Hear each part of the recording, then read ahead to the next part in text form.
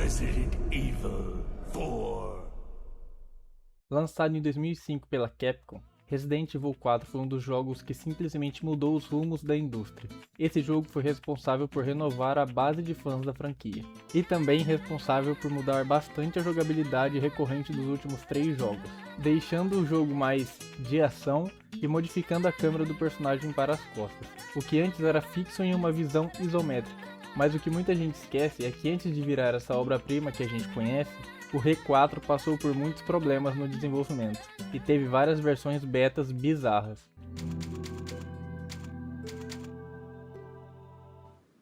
Para você ter uma noção, o projeto ficou em desenvolvimento por quase 7 anos, e passou pelas mãos de diferentes diretores, que sempre acabavam reiniciando e reiniciando do zero várias vezes até encontrar o formato definitivo.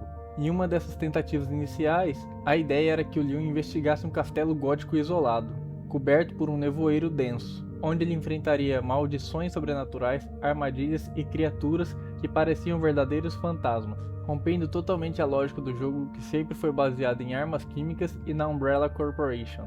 Depois dessa fase, que os desenvolvedores viram que não iria dar muito certo, a equipe tentou uma nova abordagem que ficou conhecida como a versão Hulkman. Nela, o Leon pegava uma infecção misteriosa que afetava o seu psicológico, causando alucinações terríveis onde manequins de laboratório e bonecos de corda ganhavam vida. Para piorar, ele era caçado implacavelmente por um fantasma ou assassino empunhando um gancho gigante em corredores escuros e claustrofóbicos. Esse é um dos protótipos que ficou muito famoso entre os fãs, que hoje em dia é carinhosamente chamado de Resident Evil 3.5. E se você procurar um pouco na internet, vai acabar achando vídeos mostrando os testes da gameplay dessa época, onde é possível ver o Leon bem diferente dentro da mansão, tendo várias alucinações. Não dá para distinguir o que é real e o que é alucinação. E o clima desse jogo estava tão pesado e assustador e voltado para o paranormal que a própria equipe da Capcom olhou para aquilo e pensou: cara, isso não tem nada a ver com a ideia de vírus e bioterrorismo da franquia. Então, para não descartar toda aquela ideia que já havia sido construída, o que eles fizeram foi uma cartada de mestre. Pegaram toda aquela base de ação rápida e estilo design que estavam criados, jogaram novamente os elementos sobrenaturais de fantasmas e transformaram esse jogo no conhecido Devil May Cry. E foi aí que surgiu o lendário caçador de demônios Dante. E essa foi uma das melhores decisões que eles podiam ter feito, porque assim conseguimos 2 jogos espetaculares, o Devil May Cry e o Resident Evil 4. E recomeçando novamente toda a história do jogo, foi aí sim que eles acertaram e construíram realmente o Resident Evil 4 que conhecemos hoje.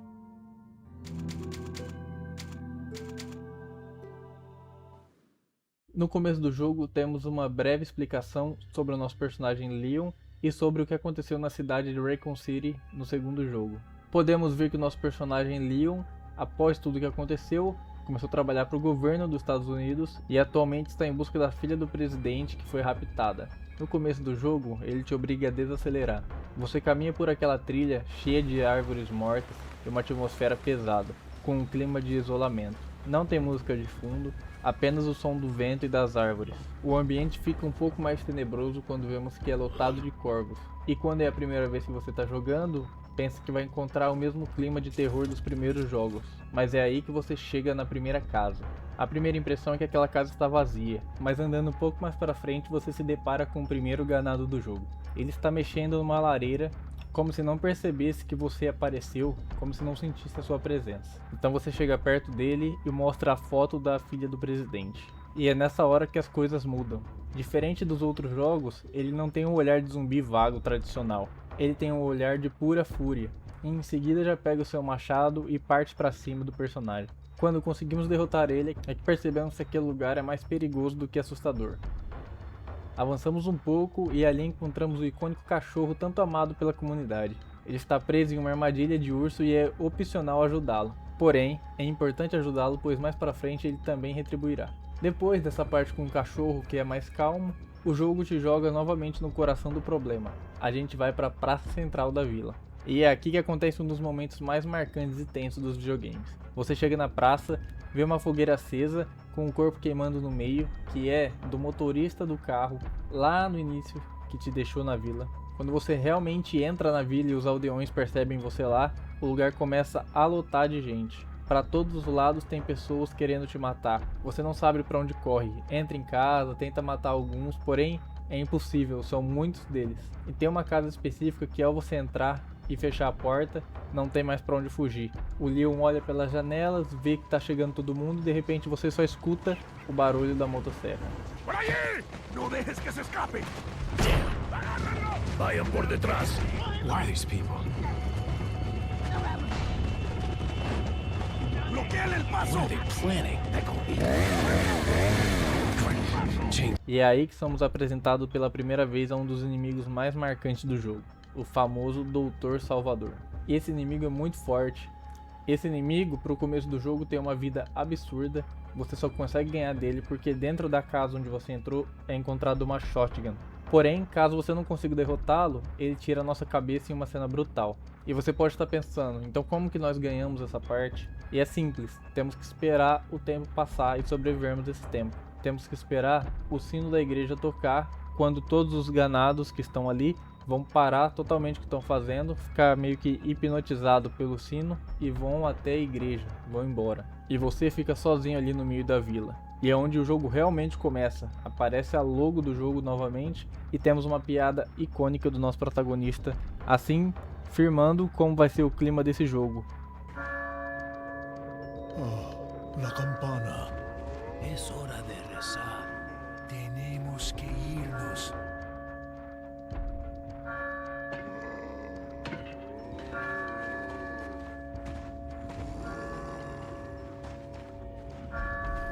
Lord Sattler.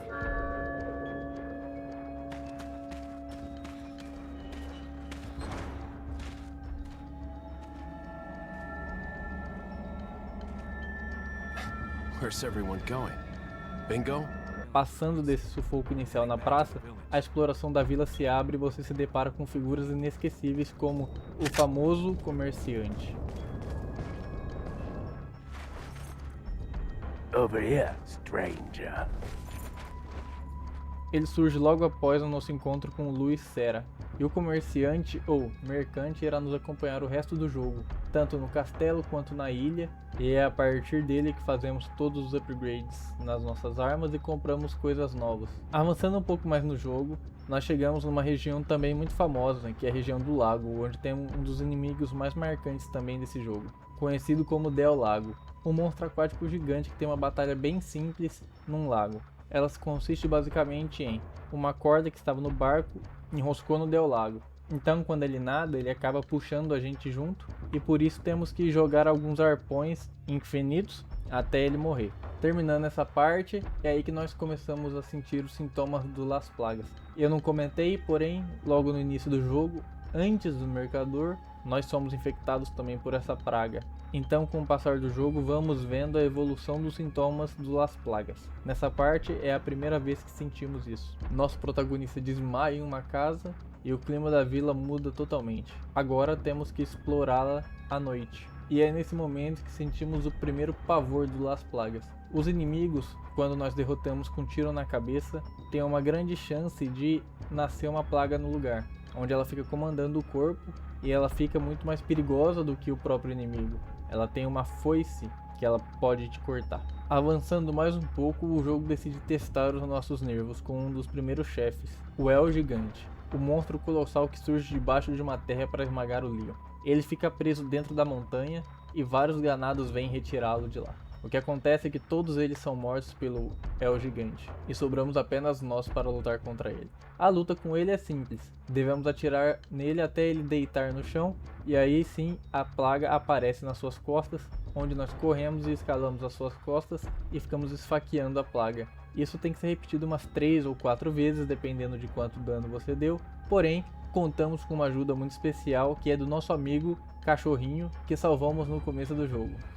E para fechar com chave de ouro a primeira parte da jornada, que é o Ato da Vila, nós temos que enfrentar o chefe local, o Biturismend. A luta com ele é feita em um galpão, onde explodimos um barril de gasolina nele, e ao sair de dentro do fogo, nós vemos que ele é um gigante deformado, onde ele é separado as pernas, uma coluna gigantesca que tem as costelas aparecendo, e nas costas ele tem algumas garras que servem para se pendurar. Depois de alguns danos ele acaba se dividindo e fica só a parte de cima, onde realmente fica mais difícil a luta. Porém, ao conseguirmos derrotá-lo em meio a chamas, o armazém desaba. Conseguimos finalmente a chave para atravessar os portões e deixar para trás o pesadelo da vila, abrindo o caminho direto para a segunda parte do jogo, o temido castelo gótico de Ramon Salazar, inspirado nas primeiras demos do jogo. Porém, essa nossa jornada por essa obra-prima dará uma pausa e se encerrará por aqui. Resident Evil 4 conseguiu a proeza de reinventar uma franquia inteira, transformar o medo em pura adrenalina e entregar uma das experiências mais marcantes da história dos videogames, seja pelas lembranças caóticas da vila, pelo susto nos corredores góticos do castelo, ou apenas pela lembrança de um desenvolvimento que quase virou um Devil May Cry. O impacto desse jogo é eterno e é falado até hoje como um dos melhores jogos já feitos. Porém, gostaria de saber a sua opinião. Qual foi a parte favorita que você mais gostou desse jogo? E qual momento te deu mais dor de cabeça no meio dessa jornada? Deixe nos comentários e se inscreva no canal. Até o próximo vídeo.